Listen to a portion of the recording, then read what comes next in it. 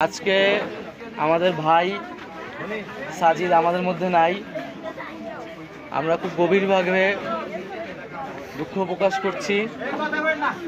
আজকে সাজিদরা জাতীয় বীরে পরিণত হয়েছে। সাজিদ নিজেই বলছিল, ওর মাঠ থেকেই শুনলাম যে বীরের মতো বাঁচতে চাই, কাপুরুষের মতো বাঁচবো না। আজকে বীরের মতো বাঁচা কি জিনিস সাজিদ এটা পুরা দেশবাসীকে কিন্তু শিখায় দিয়ে গেছে। আজকে সাজিদদের এই আত্মত্যাগের কারণে আমরা একটা নতুন স্বাধীনতা পাইছি।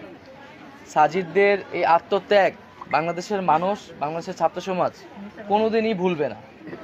আমরা সাজিদদের এই যে আত্মত্যাগ, এই যে শহীদ হওয়া, এই চেতনাটাকে আমাদের সবসময় ধারণ করতে হবে।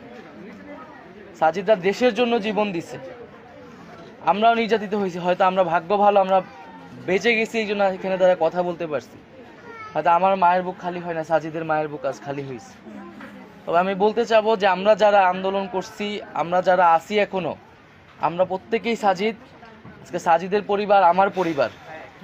এই পরিবারের দায়িত্ব আমি এখানে কথা দিয়ে যাচ্ছি, এই পরিবারের দায়িত্ব আমার। এবং বাংলাদেশের মানুষ সাজিদের জন্য দোয়া করতেছে, বাংলাদেশের সরকার, আমরা সবাই সাজিদের পরিবার এবং সকল শহীদদের পরিবারের সাথে আছি। আজকে আমাদের এই যে সাধারণ মানুষদের কিভাবে গুলি করে হত্যা করা হয়েছে আপনারা দেখছেন সবই।